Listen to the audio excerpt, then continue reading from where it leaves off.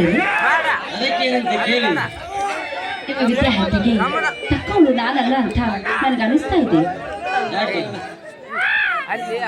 ಗಂಡ ಮನೆಗೆ ಬರುವಾಗ ಏನು ತರಲಿಲ್ಲ ಎಂಬ ಚಿಂತೆ, ಬೆಳ್ಳಿ ಬಂಗಾರ ಪಿತಾಂಬರ ಸೀರೆಗಿಂತ ಇದನ್ನ ಗುಣವೇ ಶೃಂಗಾರವಾಗಿರುವಾಗ ಮತ್ತೆ ಪಿತಾಂಬರ ತರಲಿ ಎಂಬ ಚಿಂತೆ ಏಕೆ?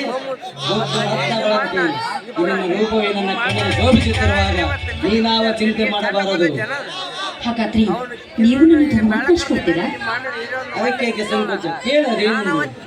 ಬಡತನದ ಸುರಿಯಲ್ಲಿ ಸಿಕ್ಕು ನಕ್ಕು ಸೋತು ಈ ಹೆಣ್ಣಿನ ಬೆನ್ನಿಗೆ ಆಧಾರ ಸ್ತಂಭವಾಗಿ ನಿಂತಿರುವ ನನ್ನನ್ನು ನೋಡಬೇಕೆಂಬ ಆಸೆಯಿಂದ ಪದೇ ಪದೇ ಮನೆಗೆ ಬಂದ್ರಿ. ಅದರಿಂದ ನಿಮಗೇನಾದರೂ ತೊಂದರೆ ಆಗಬಹುದೇನೋ ಎನ್ನೋ ಭಯ. ಅದಕ್ಕೆ ನಾನು ನಿಮ್ಮಲ್ಲಿ ಕೇಳಿಕೊಳ್ಳುವುದು ಒಂದೇ ಒಂದು ಮಾತು. ತವರು ಮನೆ ಕಾಣಿಕೆಯನ್ನು ಹೊತ್ತು ತರುವ ನನ್ನನ್ನು ಅದರಿಂದ ಭರ ಮಾಡಿಕೊಳ್ಳುವುದಕ್ಕೆ ಅವಕಾಶ ಮಾಡಿಕೊಡ್ಬೇಕು ಅಂತ ನಾನು ನಿಮ್ಮ ಅಡಿಯಲ್ಲಿ ಬೇಡಿ.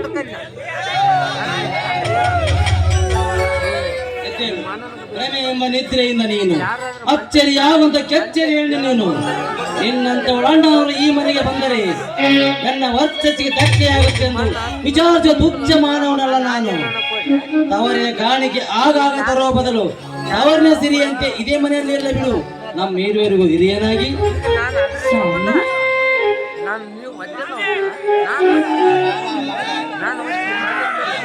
ಶೃಂಗರಿಸಿದ ನಿನ್ನ ಮುಖ ಕಮಲ ಕಣ್ಣೀರಿನ ಕೋಟೆಯಿಂದ ಒತ್ತೆಯಾಗುವುದು ನನಗೆ ಇಷ್ಟವಿಲ್ಲ.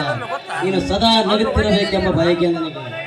ಯಾರು ಇಲ್ಲದ ಈ ದೋಣಿಯಲ್ಲಿ ಜೊತೆಯಾಗಿ ನೀವು ಇರುವರಲ್ಲ. ಎಂಥ ಮುತ್ತಿನಂತ ಮಾತುಗಳು, ನೀವು ಆಡೋ ಒಂದೊಂದು ನುಡಿಗಳು ಆ ದೇವರ ನುಡಿ ಅಂತಿರುವಾಗ ಈ ಬಡವರ ಪಾಲಿಗೆ ನೀವೇ ಹುಚ್ಚಿ, ಯಾರವರ ಬಡವರು? ನಿತ್ಯ ನ್ಯಾಯದ ತೆಲೆಯ ಮೇಲೆ ಕಲ್ಲು ಎತ್ತಿ ಹಾಕಿ ಅನ್ಯಾಯದಲ್ಲಿ ಉಸಿರಾಡ್ತರು ಏಸುಗಳ ಬಡವರು. ದಾನ ಧರ್ಮ ಮಾಡದೆ ಕರುಣಾಂಡೆಗಳಿಗೆ ಇರಿಸಿಕೊಂಡು ಶನಿ ದೇವನ ಶ್ಲೋಕ ಹೇಳುತ್ತಾ ಕಳ್ಳ ಕದಿಮರಾಗಿ ಬಾಳುತ್ತಿರಲು ಅವರು ಬಡವರು. ಈ ನಾಡಿನಲ್ಲಿ ಬೀರುವ ಸುಗಂಧ ಹೂಗಳೆಲ್ಲ ತನ್ನದೇ ಎನ್ನುವ ಭಂಗಿಯಲ್ಲಿ ಹೆಣ್ಣುಗಳ ಬಣ್ಣಗಿಳಿದ ಬಣ್ಣರೆಲ್ಲದ ಬಡವರು. ಎತ್ತ ತಂದೆ ತಾಯಿಗಳನ್ನು ದೇವರಂತೆ ಕಾಣದೆ ಹಂದಿಯಂತೆ ದೂರ ತಳ್ಳಿ ದೊಡ್ಡಸ್ತಿಗೆ ತೋರಿಸುವ ದುಡ್ಡಿನ ಅಹಂಕಾರ ಇರುವ ದೊಡ್ಡರೆಲ್ಲರೂ ಬಡವರು. ನಿತ್ಯಗುಣ ಶೀಲರತ್ನದಿಂದ ಭಾರತಾಂಬೆಯ ಭಾವನೆಯನ್ನು ಎತ್ತಿಡಿಯುವ ಬಂಡವಾಳವಿಲ್ಲದೆ ಬಡಪಾವಿಗಳೆನ್ನಿಸಿಕೊಂಡಿರುವ ನಿಮ್ಮಂತವರೆಲ್ಲರೂ ಸಿರಿವಂತರೇ. ಸಾಕು ಸ್ವಾಮಿ, ಸಾಕು. ಮುಂದೆ ಮಾತನಾಡುವುದಕ್ಕೆ ಮಾತುಗಳೇ ಇಲ್ಲ ನನಗೆ. ಹಾಗಾದರೆ ಈ ಸಂತೋಷ ಸಮಯದಲ್ಲಿ ಹಾಡೊಂದು ಹಂಸಗೀತೆ ಹಾಡಬಹುದೇ?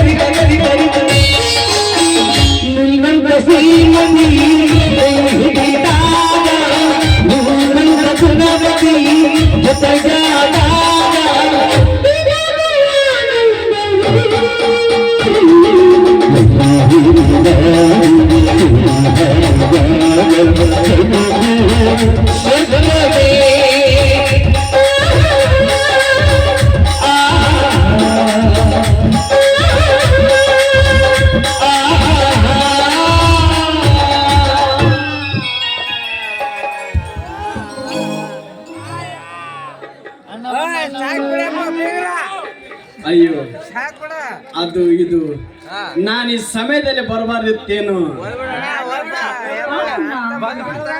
ಸಮಯ ಸರಿಯಾಗಿದೆ, ಒಂದದ್ದು ಒಳ್ಳೆಯದಾಯ್ತು.